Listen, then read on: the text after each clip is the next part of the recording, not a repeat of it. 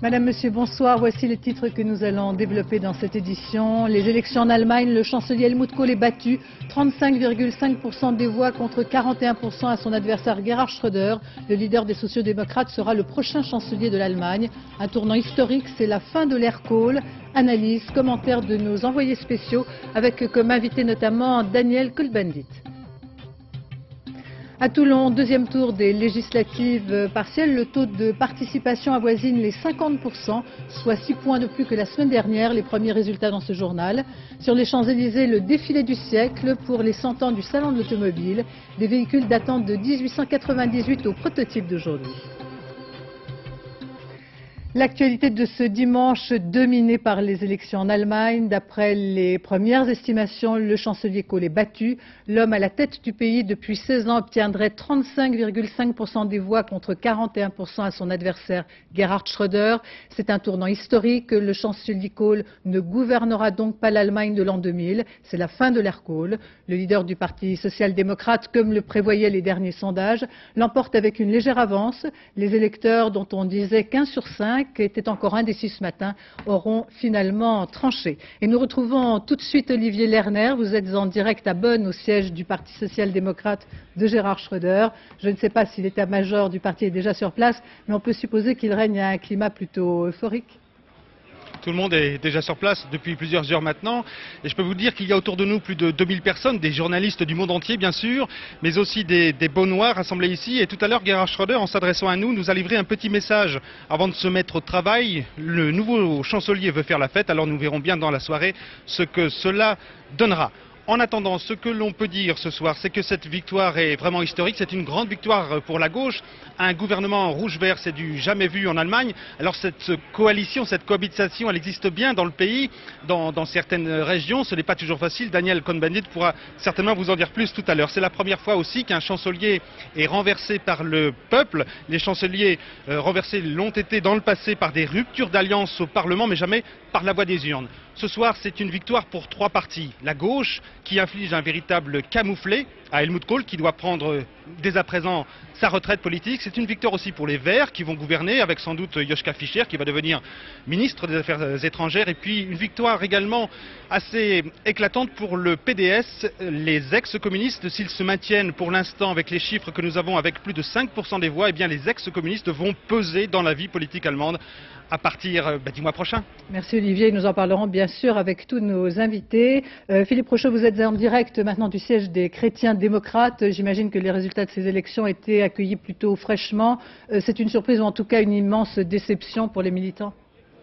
Oui, c'est vrai, c'est une grande déception. Vous savez, ici, les chrétiens démocrates avaient organisé une fête où de 5000 personnes devaient venir. Il y a ici 500 journalistes qui attendaient une nouvelle victoire du chancelier Kohl. Ça ne s'est pas fait. Les gens sont déçus. Pour l'instant, les ministres du gouvernement Kohl sont en train de le saluer, de le consoler quelque peu aussi. On a vu ici passer Wolfgang Schäuble, son dauphin en quelque sorte. On a vu Volker Ruhe, le ministre de la Défense.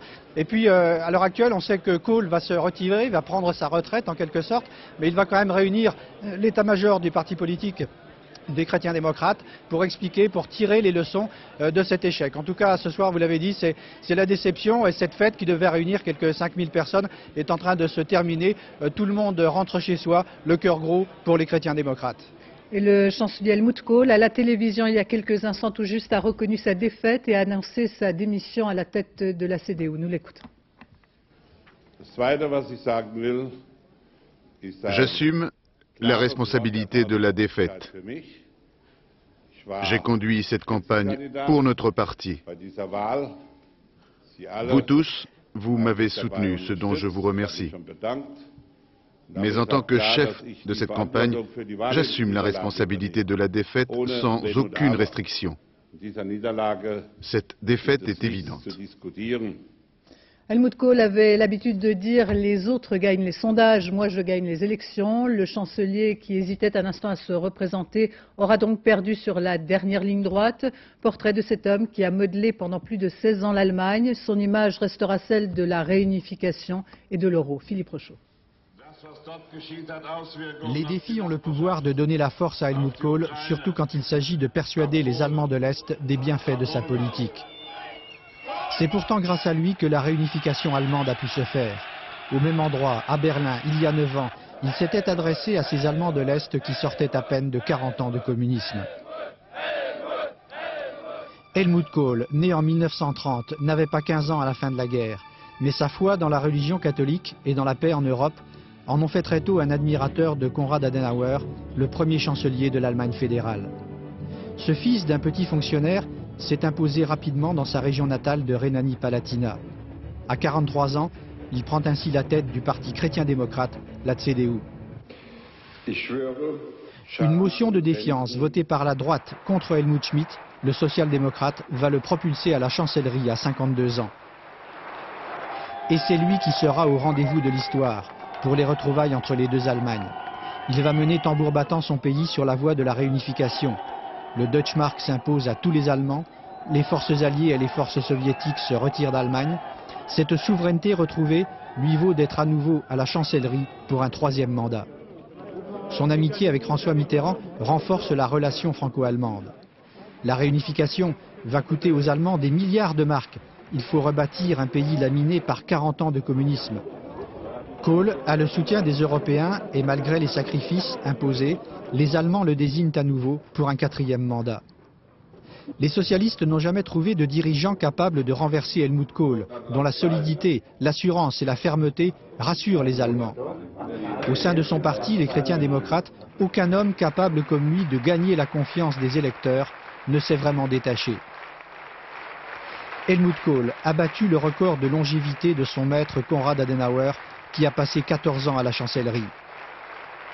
Les Allemands lui reconnaissent le mérite d'avoir fait le bon choix quand le mur de Berlin est tombé ou d'avoir su convaincre pour imposer la monnaie unique. Helmut Kohl va de toute façon rester dans l'histoire comme une force de la nature qui a su ancrer un peu plus l'Allemagne dans l'Union européenne. Cette photo instantanée maintenant des premières réactions sur le terrain des militants qui se trouvent depuis la fin de l'après-midi au siège du CDU. Philippe Rochaud. Les visages étaient crispés tout à l'heure à l'annonce des premiers résultats qui confirmaient en fait les sondages, mais en accentuant quelque peu l'écart entre les sociodémocrates et les chrétiens-démocrates. Dès 18h, ces gens, ces invités, ces militants ont senti que le vent de l'histoire avait tourné pour Helmut Kohl. Ils savent à présent que leur chancelier va se retirer.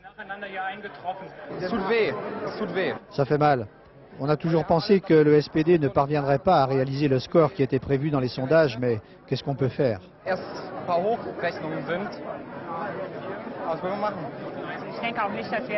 Je ne pensais pas non plus que l'écart entre les deux partis serait aussi grand, mais une différence de quelques 5%, ça fait quand même beaucoup. Les partisans de la CDU n'ont guère eu le temps de se consoler avant l'arrivée du chancelier Kohl, venu tirer sa révérence 1 heure seulement après la fermeture des bureaux de vote. Je vous propose maintenant de suivre le parcours du favori de ces élections qui s'est présenté tout au long de la campagne comme le manager de l'Allemagne, Gerhard Schröder, qui sera donc le prochain chancelier allemand. Cet homme âgé de 54 ans est issu d'un milieu très modeste. Il a fait des études d'avocat avant de se lancer dans la politique. Très tôt, il a adhéré au Parti social-démocrate, un leader populaire sachant manier la presse et les médias. Portrait Olivier Lerner.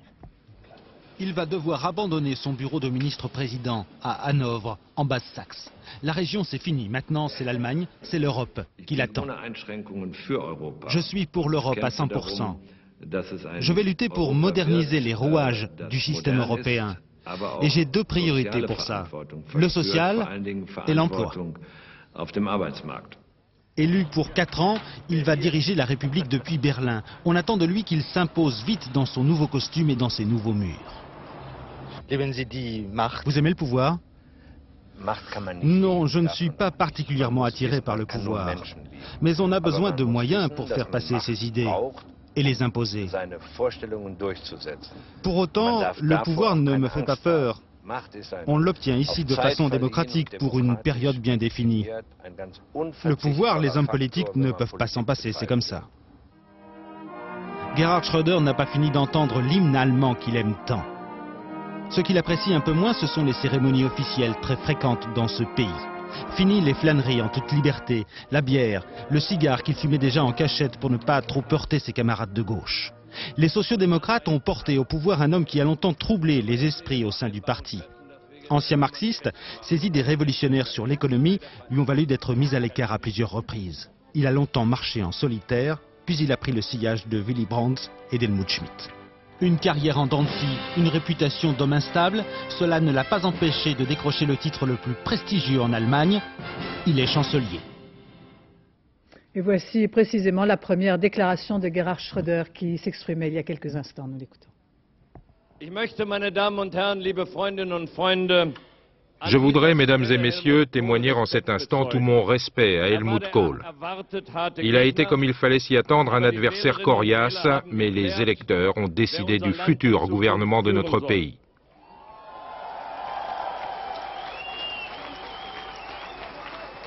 Notre devoir sera de moderniser l'Allemagne en profondeur et de rattraper le retard dans la mise en œuvre des réformes.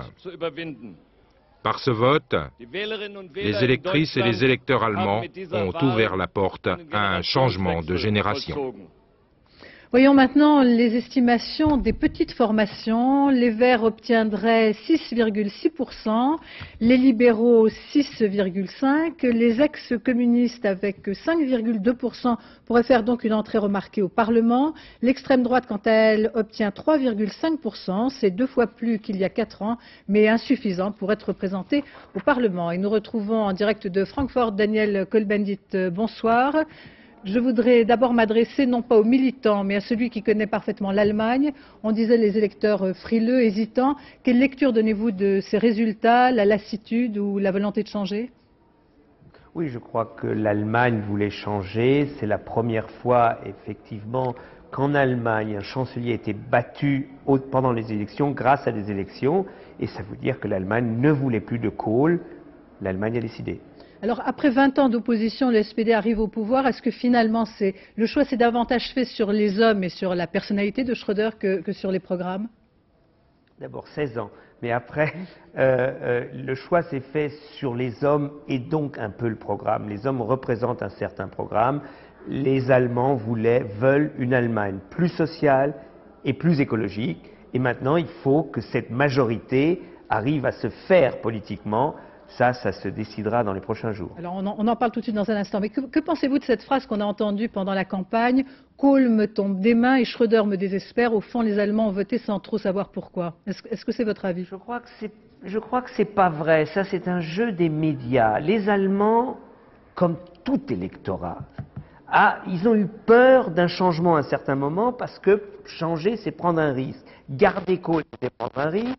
Changer, c'était prendre un risque. Et au dernier moment, d'une manière beaucoup plus nette qu'on ne le croyait, ils se sont décidés, surtout ces Allemandes et ces Allemands du centre, se sont portés d'une manière quand même plus importante que ne le disaient les sondages du côté de Schröder. Donc en fait, ils ont voulu ce changement. Les Allemands veulent le changement, non pas d'une manière frileuse. Vaut mieux un électorat prudent, sceptique, que de l'enthousiasme qui, en fait, sera après bafoué au bout de quelques jours. Donc je crois que la situation est très bonne pour le changement. Alors, encore une question avant de m'adresser vraiment aux militants, et on sent poindre déjà dans vos réponses. Peut-on dire que la chute de Kohl s'est beaucoup jouée à l'Est, dans l'ex-RDA, qui a d'une certaine façon sanctionné le chancelier?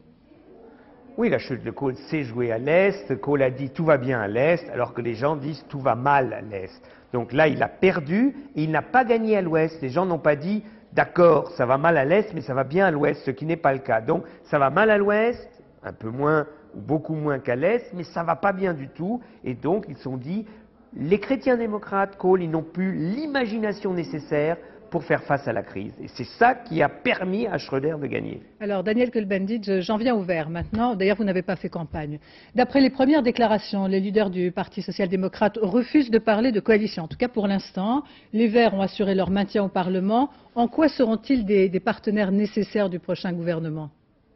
Écoutez, en Allemagne, vous avez la proportionnelle. Les sociodémocrates n'ont pas la majorité absolue, donc il faut qu'ils fassent une coalition. Ils ont deux possibilités, ou avec les Verts, sans soutien, et là ça dépend mathématiquement, pour l'instant il y a une majorité de 4 sièges, plus des mandats directs qu'on ne connaît pas. Moi, mon estimation sera une dizaine de sièges d'avance pour les sociodémocrates et les Verts.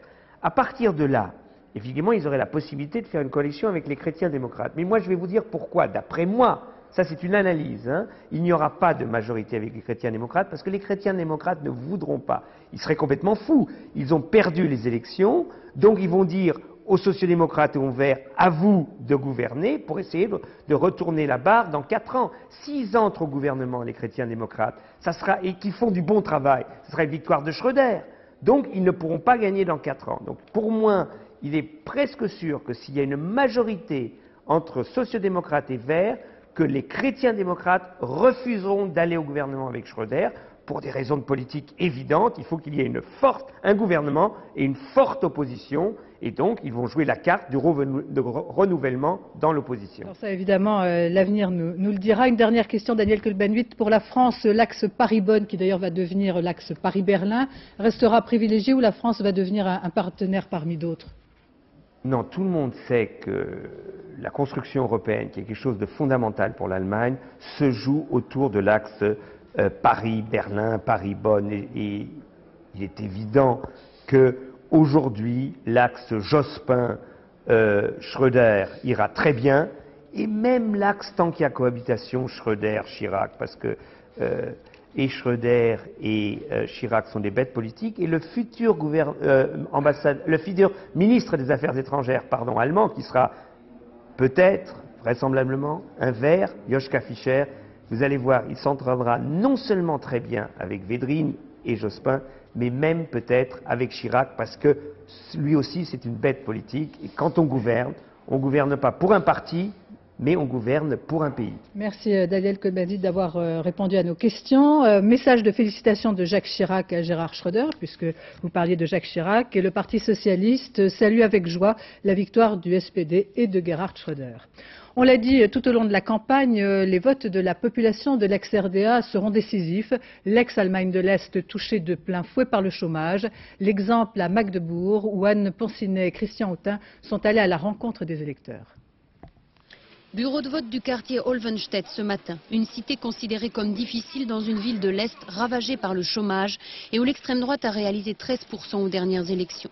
La tendance générale ce matin était au vote pour le SPD de Gerhard Schröder. Il est jeune et dynamique, il a de bonnes idées et je crois qu'il a plus d'énergie pour imposer ses idées. Kohl est usé après 16 ans de pouvoir. La CDU, c'était bien pendant la réunification. Mais maintenant, ils ont relâché leurs efforts, surtout dans le domaine social.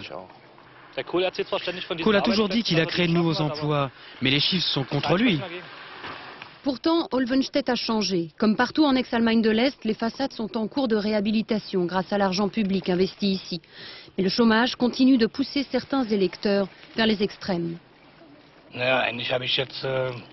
En fait, j'ai voté DVU, extrême droite, car il y a beaucoup d'argent parti à l'étranger. Cet argent, il faut l'utiliser en priorité pour l'Allemagne. Et ce n'est que s'il en reste que l'on peut en donner aux autres. Selon les premiers résultats, l'extrême droite réussit au niveau national à doubler son score de 94.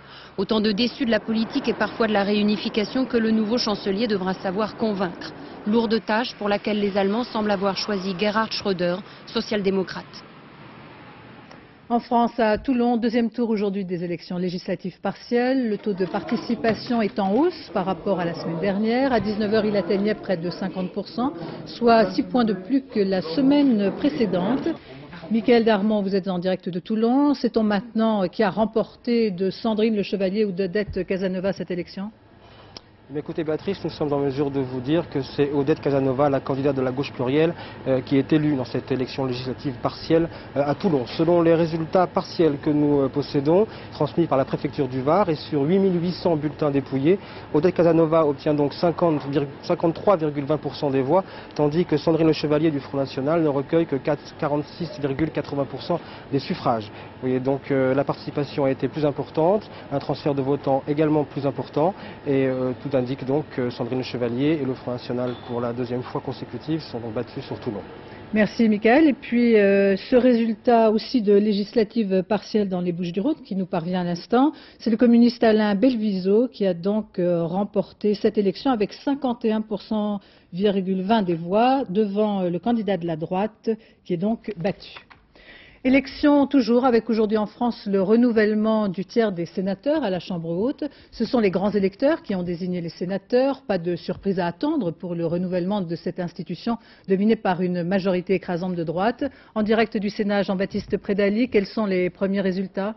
Oui, eh bien, vous l'avez dit, la majorité sénatoriale ce soir reste à droite. Seule surprise à signaler, l'élection en Haute-Corse du divers droite Paul Natali, par ailleurs mis en examen précédemment dans une affaire de marché public. Alors globalement, à l'heure qu'il est, on a une petite poussée du RPR et des libéraux, quelques sièges en moins pour les centristes et une progression moins forte que prévu des socialistes.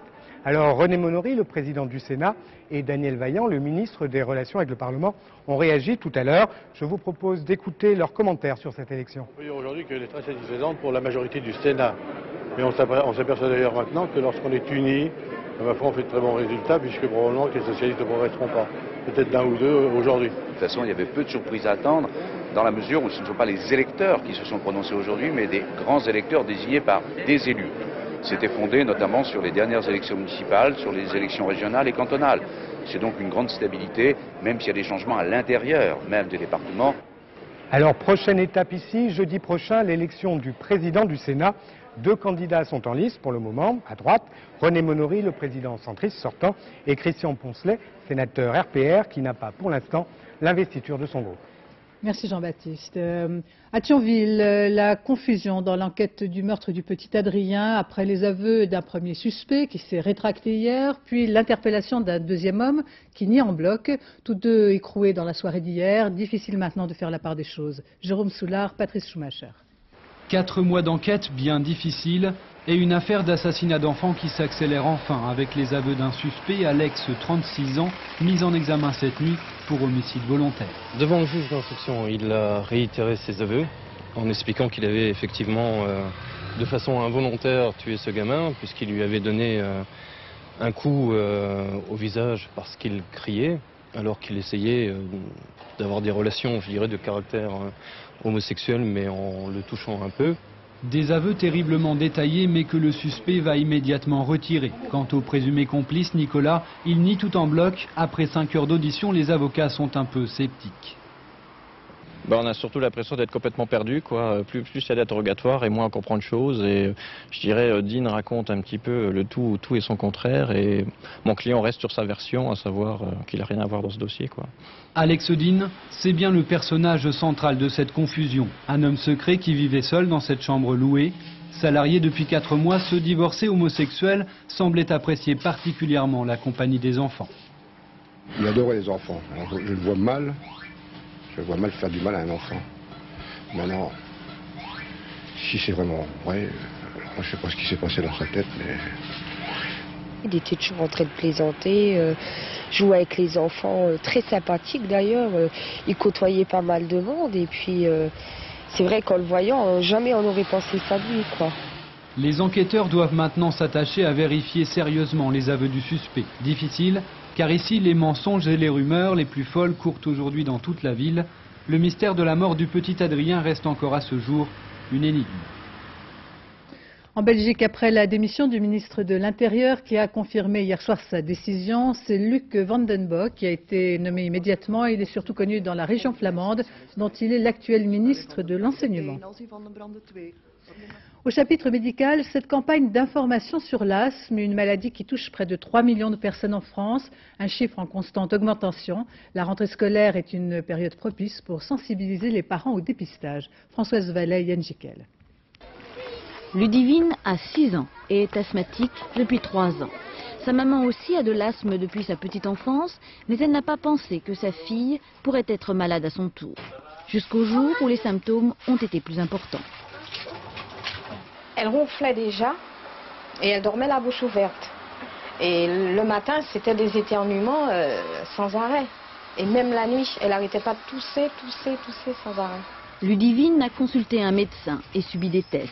Elle souffre en fait d'un asthme d'origine allergique. Son pire ennemi, c'est la poussière, ou plus précisément les acariens, des insectes microscopiques qui vivent un peu partout dans nos maisons. Je suis obligée de faire la poussière tous les jours. L'aspirateur, c'est tous les jours. Quand je fais sa chambre, elle est jamais dans la chambre. Je la fais sortir.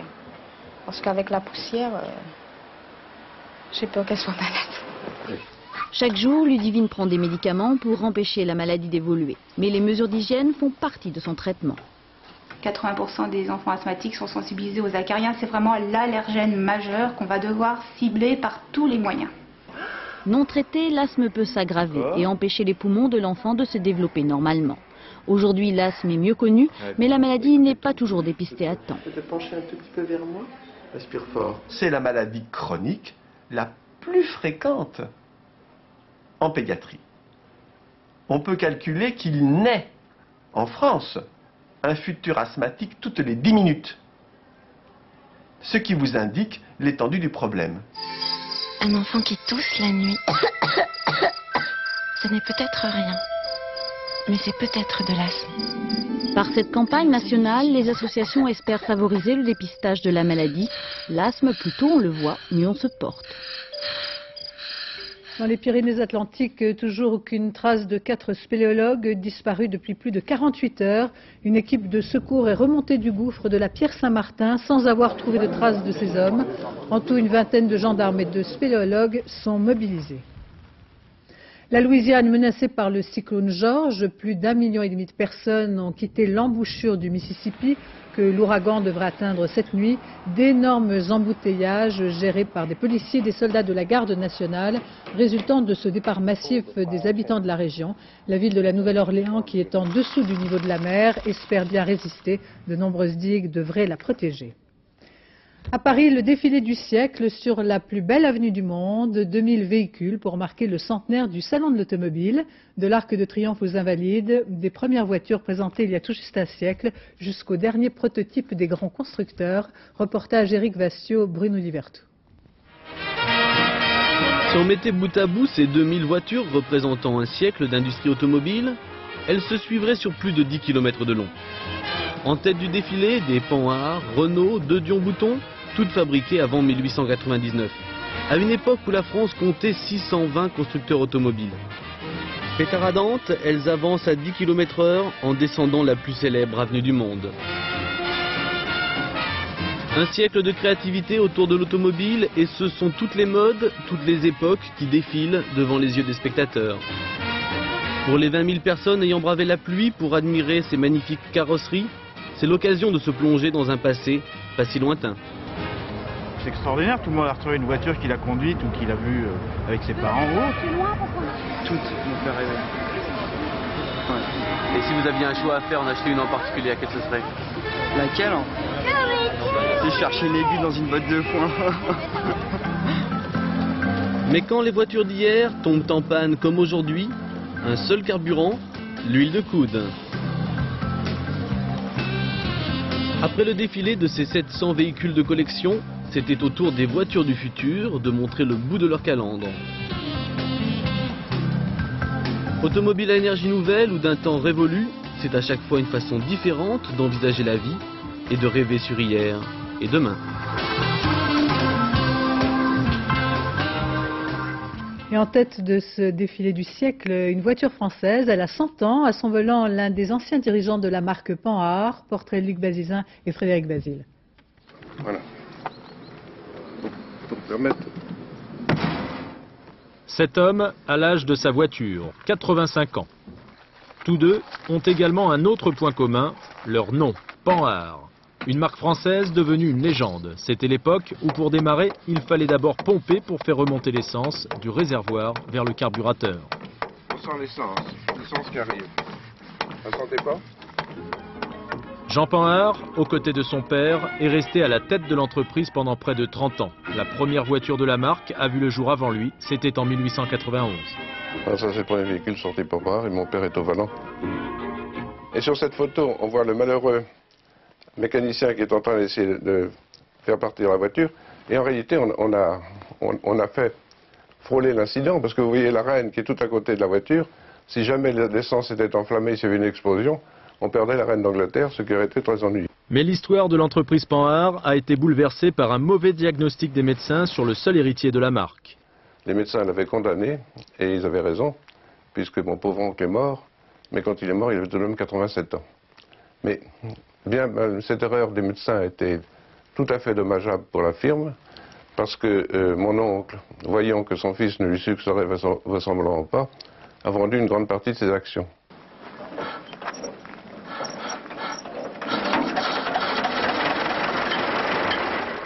85 ans plus tard, ce carrosse des temps modernes démarre comme au premier jour. L'occasion pour l'homme et sa machine de vivre une nouvelle jeunesse. Président du salon de l'automobile pendant 20 ans, Jean Panhard a rencontré grâce à la voiture de beaux paysages, mais aussi des reines, des rois et des présidents de la République comme le général de Gaulle. C'était vraiment un président remarquable, en ce sens qu'il faisait exactement ce que je voulais. Quand on lui disait d'aller à ce stand, il y allait. Quand aller au stand d'à côté, il y allait. Voici la dernière Panhard, fabriquée au début des années 60, avec déjà des lignes très futuristes soulignées par ses phares arrondis. Mais en 65, la marque est rachetée par Citroën. Aujourd'hui, aucune voiture n'a survécu au poids de la concurrence. Seul un véhicule militaire est encore fabriqué sous le nom Panhard. On pourrait peut-être imaginer qu'un jour le nom ressorte et qu'on fabrique des moteurs, ça serait pour moi un grand plaisir. Enfin, il faudrait que ça sorte dans les 15 ans qui viennent. Formule 1 avec la victoire du Finlandais Mika Häkkinen qui a remporté le Grand Prix du Luxembourg devant l'Allemand Schumacher. Häkkinen reprend donc seul la tête du championnat du monde devant son rival allemand à un Grand Prix de la fin de la saison. Laurent-Frédéric Bollet.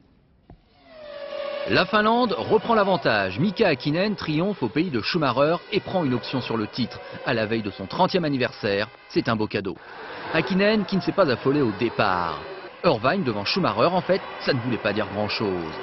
Car dès avant la fin du premier tour, les choses rentrent dans l'ordre chez Ferrari. Schumacher passe en tête. L'Allemand tente alors de creuser l'écart aussitôt. Derrière, Irvine va jouer évidemment les fidèles lieutenants. Häkkinen est retardé. Il faut attendre le 14e tour pour que le Finlandais parvienne enfin à ses fins. Il s'installe en deuxième position. Tout va se jouer au 28e tour. Schumacher s'est arrêté 5 tours plus tôt. C'est au tour d'Häkkinen, qui a déjà refait sur la piste une partie de son retard, d'observer son ravitaillement. À la sortie, c'est juste, c'est limite, c'est chaud, mais c'est fait. Häkkinen est bien devant.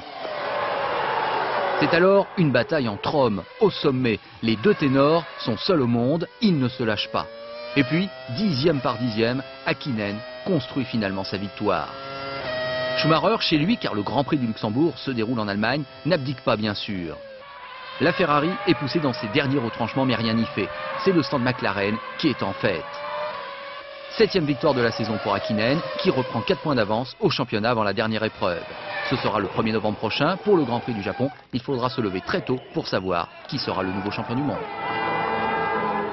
Retour aux élections allemandes. Si vous prenez ce journal en cours, voici les derniers résultats. Le chancelier Helmut Kohl est battu avec 34,8% des voix. Gerhard Schröder et le Parti social-démocrate est arrivé en tête avec 41,2% des voix. Une élection qui a mobilisé les électeurs, plus de 79% de participation. Je vous propose maintenant l'exemple aux alentours du circuit de Formule 1 à Nürburgring, un exemple de civisme. Reportage Philippe Rochaud, Pierre Moscovitch. En moto, en vélo, en auto, ils étaient venus de toute l'Allemagne pour ce Grand Prix du Luxembourg. 300 000 personnes au Nürburgring cet après-midi pour soutenir Schumacher qui, dit-on, roule pour Helmut Kohl. Mais ces fanas de la Formule 1 n'avaient pas oublié leur devoir de citoyen, même ceux qui sont venus camper dès hier soir pour apercevoir leur idole. Votre pronostic, c'est quoi? Oh, la course sera sans doute remportée par Schumacher. Hein. Mais pour les élections? Ah, les élections. C'est Kohl qui va l'emporter, de justesse. J'ai voté par correspondance. Sur les billets, on nous a conseillé de voter comme ça. Sinon, on n'aurait pas eu le temps. Et pour qui avez-vous voté? Je ne veux pas le divulguer. On est parti à 5 h du matin, on va rentrer tard, on ne pourra pas voter. Alors j'ai voté par correspondance, moi aussi. Ainsi, les billets de la course rappelaient aussi aux amateurs de Formule 1 qu'il fallait voter. Après leur déception d'avoir vu Schumacher battu, Les Allemands s'interrogeaient ainsi sur l'avenir de leur chancelier. J'ai voté pour la CDU, pour Helmut Kohl. Je pense que la coalition actuelle va rester, mais ce sera très juste. Ce soir, c'étaient les Finlandais qui avaient le sourire avec la victoire d'Hakkinen. L'échec de Schumacher, supporter d'Helmut Kohl, était-il déjà un mauvais présage pour les chrétiens démocrates?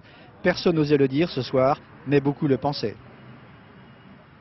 Et nous retrouvons maintenant à Berlin en direct Étienne François. Bonsoir, vous êtes historien, spécialiste de l'Allemagne. Alors, comment vous réagissez-vous à la chute d'Helmut Kohl? Est-ce une surprise au moins par l'ampleur des voix qui ont choisi le changement? Oui, c'est une surprise à cause de l'ampleur des transferts qui se sont passés, la chute très importante des chrétiens démocrates qui dépasse ce qu'on attendait, la progression des sociodémocrates en sens inverse. C'est la première fois dans l'histoire de la République fédérale que les sociodémocrates ont une telle avance contre leurs rivaux conservateurs. De ce point de vue-là, on peut dire que le vote n'a pas seulement été un vote négatif de rejet du chancelier Kohl, mais qu'il a été aussi un vote positif de choix d'une nouvelle politique et de choix en même temps d'une nouvelle majorité pour la conduire. On a quand même le sentiment qu'au fond, c'est la victoire d'un professionnel qui a fait une très belle campagne, pas nécessairement sur son programme, parce que Schröder a un peu dit tout et son contraire. C'est davantage le succès de ce professionnel qui a su utiliser les médias? Derrière la victoire, effectivement, de Gerhard Schröder, il y a la victoire d'un homme et d'une équipe. L'équipe menée par Müntefering, qui est le responsable du Parti social-démocrate et qui a organisé toute la campagne de manière très professionnelle, en veillant à pouvoir parler à différents types d'électorats et à garder toujours la porte ouverte en fonction du résultat des élections, de telle sorte qu'on puisse faire alliance soit avec les Verts, soit avec les chrétiens démocrates. C'est une réussite de professionnalité qui fait contraste avec les nombreux cafouillages qu'il y a eu du côté de la majorité perdante. Que vous inspirent les voix de l'extrême droite? Elles augmentent, on l'a dit. L'extrême droite a doublé en quelques années, mais elle ne sera pas représentée au Parlement. Double réaction face à cela. Effectivement, les suffrages ont augmenté, aussi bien au niveau fédéral qu'au niveau local aux élections du Mecklembourg-Vorpommern, mais en même temps, l'extrême droite n'a pas passé la barre des 5% alors qu'elle l'avait fait il y a quelques mois dans le land de Saxe-Anhalt, et ceci, je l'interprète comme un sursaut des électeurs au moment de mettre leur bulletin dans l'urne, et comme un signe de responsabilité et donc de maturité de la démocratie allemande. Est-ce que les communistes seront encombrants pour les sociodémocrates au pouvoir? Bon, on imagine qu'il n'y a pas de grande chance pour qu'il y ait, comme en France, une participation au gouvernement. Non, de ce point de vue-là, les choses sont nettes. S'il y a une coalition entre les sociodémocrates et les Verts, et c'est ce qui paraît le plus probable actuellement, et ce qui est souhaité d'ailleurs par la majorité des électeurs, cette coalition ne pourra se faire qu'à la condition qu'elle ait la majorité absolue des sièges au Parlement. Mais il y aura une opposition communiste plus forte que ce n'était le cas antérieurement, plus résolue, portée par des suffrages plus nombreux et qui jouera le rôle d'un rappel à l'ordre en quelque sorte pour cette coalition au cas où elle serait tentée d'avoir une dérive excessivement centriste. Ceci étant, ce n'est pas un danger là non plus, me semble-t-il, pour la démocratie allemande, car ce parti successeur des communistes est non seulement un parti qui ne participera pas à la coalition au pouvoir, mais d'autre part, c'est un parti qui, par ce biais-là, va se trouver encore plus intégré dans le jeu politique ouest-allemand, et donc, indirectement, c'est un parti qui va faire en sorte que l'intégration politique de l'Allemagne de l'Est s'accélère. Je crois que c'est ça l'élément le plus important pour l'avenir, avec un point supplémentaire important pour les Allemands de l'Est. Ce parti n'est pas seulement un parti post-communiste, il est aussi et peut-être avant tout un parti de défense des intérêts régionaux, et il veillera à ce que la coalition qui arrivera au pouvoir n'oublie pas les intérêts des habitants de l'Allemagne de l'Est, comme ça avait été un peu le cas antérieurement. Merci en tout cas d'avoir répondu à nos questions et pour toutes ces analyses et ces précisions. Retour en France, réaction à chaud, à présent à l'ambassade d'Allemagne, sur place Laurent Boussier. Un grand portrait d'Helmut Kohl seul sous la pluie dans les jardins de l'ambassadeur d'Allemagne à Paris comme un symbole de défaite pour la CDU. Pourtant ici, ni cri de joie ni tristesse affichée, les invités de l'ambassadeur s'attendaient à ce résultat et dès 18h, les interrogations étaient plus nombreuses que les commentaires. Pour l'instant, c'est très difficile à dire, étant donné que s'il fait une coalition avec la CDU ou CSU, il ne va pas appliquer une politique sociale extrêmement orientée gauche. Nouvelle étape, c'est trop dit. Ça s'écrit toujours dans la continuité, en même temps avec un changement du gouvernement. Si il y a un changement, il y aura une nouvelle étape. je ne pense pas que c'est un carrefour où on change de direction, certainement pas. Soirée spéciale, musique et cocktail, de toute façon l'ambiance était à la détente et au consensus. Le plus satisfait de ces résultats semblait être un Français, Jean-Marie Bockel, président du groupe France-Allemagne à l'Assemblée nationale et député socialiste du Haut-Rhin. Bien sûr, je suis très heureux. Et le renforcement du pôle social-démocrate après Blair, après Jospin, maintenant Schröder, c'est une bonne chose pour la construction européenne parce qu'à côté d'un euro fort, on va pouvoir construire l'Europe sociale, c'est-à-dire intéresser nos concitoyens français, allemands à la construction européenne. Ce soir, dans les salons de la résidence de l'ambassadeur, le portrait le plus entouré était celui de Gerhard Schröder. Nous rejoignons en direct Philippe Rochaud, vous êtes au siège de la CDU à Bonn. Est-ce que déjà sur place on commence à préparer l'après-Kohl? Oui, absolument. Je viens de voir le chancelier Kohl là, qui donnait une interview à la deuxième chaîne de télévision allemande. Il a l'air détendu, résigné, il accepte sa défaite. Mais ici, on parle beaucoup maintenant de la succession. Qui va se présenter aux prochaines élections dans 4 ans? Eh bien, il est confirmé que c'est Wolfgang Schäuble, son dauphin, l'homme qui est en fauteuil roulant, qui a subi un attentat en 1990 et qui a eu la moelle épinière sectionnée. Eh bien, c'est à cet homme-là qu'on va confier finalement le destin de la CDU, peut-être le destin du pays. C'est en tout cas à cela que préparent les chrétiens démocrates actuellement. Merci Philippe. Nous rejoignons maintenant Olivier Lerner en direct de Bonn du SPD. Que va faire le futur chancelier? Est-ce qu'il prépare déjà la future cohabitation, si cohabitation il y a? Absolument, Béatrice. Gerhard Schröder nous a quittés il y a un peu plus d'une demi-heure maintenant. Il s'est retiré avec son état-major, ses principaux conseillers, dont Brigitte Sauzet, l'ex-interprète de François Mitterrand, qui maintenant va le conseiller sur les affaires franco-allemandes. Gerhard Schröder s'est donc retiré dans ses appartements, ici à Bonn. Alors il y aura la fête, c'est sûr. Toute la famille social-démocrate est évidemment euphorique et très joyeuse ce soir. Cela dit, Gerhard Schröder pense sans doute déjà, dès à présent, à bâtir son nouveau gouvernement. Alors il va sans doute devoir le faire donc avec les Verts. Les Verts demandent beaucoup à Gerhard Schröder et notamment, vous le savez, le portefeuille des ministres des Affaires étrangères qui devrait revenir au charismatique Joschka Fischer.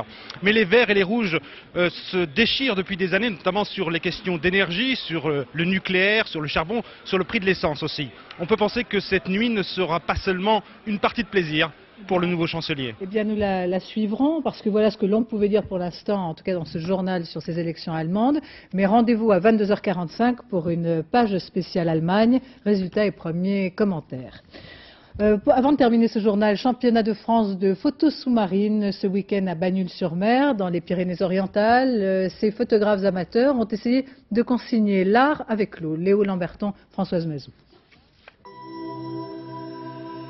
D'étranges paparazzi photographiant de non moins surprenants mannequins, c'est l'image la plus inattendue de ce championnat de France de photo sous-marine. Car le but de la compétition n'est pas de faire un reportage animalier, mais des photographies d'art, de transformer la mer en un immense jardin où dansent les sirènes. C'est agréable de jouer son rôle, de montrer combien la mer est belle, parce qu'en fait c'est ça le message qu'on veut passer. On joue un peu la sirène sous l'eau? Ouais, pas vraiment. Non. Pourquoi? Parce qu'on se gèle un peu, puis on est un peu plus habillé que les sirènes. Durant tout le week-end à Bagnols-sur-Mer, dans les Pyrénées-Orientales, 22 photographes et leurs mannequins sont partis à l'assaut des trésors de la Méditerranée.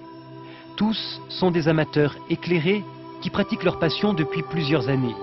C'est le cas du nouveau champion de France. Et comme les autres, c'est d'abord l'amour de la plongée qui l'a amené à la photographie sous-marine, car elle possède une magie particulière. C'est un petit peu l'ambiance, les couleurs qu'on n'a pas au dehors. Et puis la surprise toujours, puisqu'on n'a pas la couleur quand on prend la photo, on a toujours la surprise de voir les résultats. Donc c'est une seconde surprise. Par exemple, hier matin on avait du ciel gris, on voyait les images grises, et quand on a vu les diapos, tout était bleu. Et c'est vrai qu'il y a tout un monde entre ce que l'on voit sous l'eau et le rendu diapo. C'est d'ailleurs sur les photos que l'on découvre les couleurs naturelles, comme si la mer réservait ce cadeau uniquement à ceux qui viennent la contempler. Ainsi se termine ce journal. Je vous en rappelle les deux principaux titres. Les élections en Allemagne. Le chancelier Helmut Kohl est battu 34,8% des voix contre 41,2% à son adversaire Gerhard Schröder. Le leader des sociodémocrates sera le prochain chancelier de l'Allemagne. Un tournant historique, c'est la fin de l'ère Kohl. À Toulon, deuxième tour des législatives partielles. Odette Casanova, la candidate socialiste, devancerait Sandrine Le Chevalier. Le taux de participation a avoisiné les 50%, soit 6 points de plus que la semaine dernière. Dans un instant, la météo présentée par Nathalie Riouet. 20h50, votre série Urgence. 22h45, donc une spéciale Allemagne. Résultats et premiers commentaires avec Bruno Roger-Petit. 23h50, musiques au cœur. Ce soir, Ève Ruggieri et 3 journalistes parlent librement de l'actualité musicale, de l'opéra Bastille à Bayreuth et d'Aix-en-Provence à Salzbourg. On y retrouvera entre autres Samuel Ramet qui triomphe actuellement dans Don Carlo à l'opéra Bastille. Demain à 20h, vous retrouverez Claude Cédrillon. Je vous remercie de votre attention. Excellente soirée sur France 2.